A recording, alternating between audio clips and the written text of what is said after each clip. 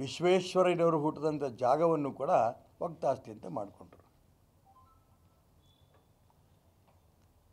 ಯಾವ ಕಾರಣಕ್ಕೂ ಇದಾಗಕ್ಕೆ ಬಿಡಲ್ಲ ವಕ್ತಾಸ್ತಿ ಅನ್ನೋಂಥ ಮಾತನ್ನು ಒಬ್ಬ ಕಾಂಗ್ರೆಸ್ಸಿಗನ ಬಾಯಲ್ಲೂ ಬರಲಿಲ್ಲ.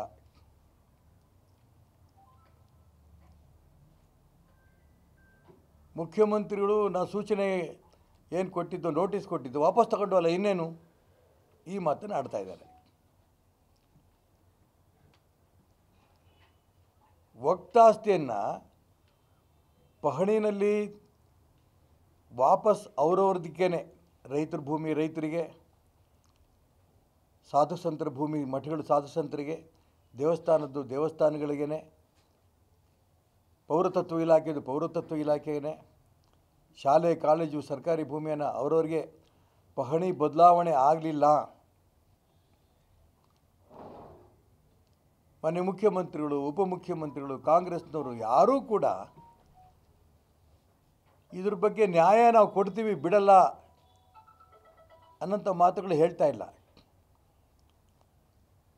ವಿರೋಧ ಪಕ್ಷಗಳು ರಾಜಕೀಯ ಮಾಡ್ತಾ ಇದ್ದಾರೆ ಅನ್ನೋಂಥ ಮಾತುಗಳು ಹೇಳಿ ಈ ರೀತಿ ಇಸ್ಲಾಮೀಕರಣ ಮಾಡೋದಕ್ಕೆ ಒಂದು ರೀತಿಯ ನೇರವಾಗಿ ಅವರು ಬೆಂಬಲ ಕೊಡ್ತಾ ಇದ್ದಾರೆ.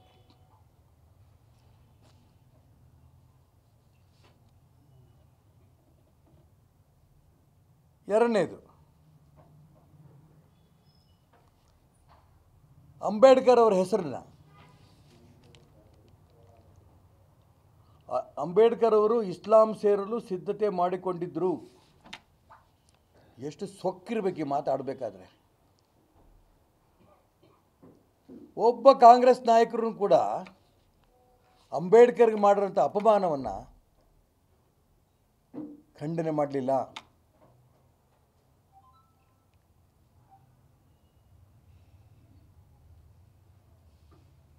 ನಿನ್ನೆ ತಾನೇ ಗುತ್ತಿಗೆಗಳಲ್ಲಿ ಮುಸ್ಲಿಮರಿಗೆ 4% ಮೀಸಲಾತಿ ಬಗ್ಗೆ ಹೇಳಿಕೆಗಳು ಬರ್ತಾ ಇದೆ.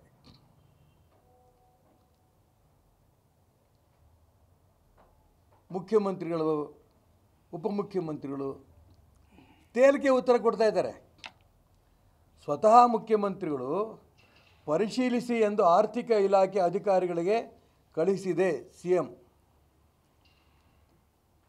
ಇದರ ಅರ್ಥ ಏನು? ನಾನು 3 ಉದಾಹರಣೆ ಕೊಡ್ತಾ ಇದ್ದೀನಿ. ವಕ್ಫ್ ಪ್ರಾಪರ್ಟಿ ಬಗ್ಗೆ, ಅಂಬೇಡ್ಕರ್ ಅವರ ಮತಾಂತರದ ಬಗ್ಗೆ ಅವರು ಪ್ರಸ್ತಾಪ ಮಾಡಿದ್ದು, 3ನೇದು ಮುಸಲ್ಮಾನರ ಮೀಸಲಾತಿ ಬಗ್ಗೆ. ಏನು ಹಿಂದೂಸ್ತಾನವನ್ನು ಪಾಕಿಸ್ತಾನ ಮಾಡಕ್ಕೆ ಹೊರಟಿದ್ದೀರಾ? ಇಲ್ಲಿ ಭೂಮಿ ಕಿತ್ಕೊಂಡು, ಇಲ್ಲೇ ಮಹಾಪುರುಷ ಹೆಸರನ್ನು ಬದಲಾವಣೆ ಮಾಡಿಕೊಂಡು, ಇಲ್ಲಿ ಮುಸಲ್ಮಾನರಿಗೆ ಮೀಸಲಾತಿಯನ್ನು ಹೆಚ್ಚಿಗೆ ಮಾಡಿಕೊಂಡು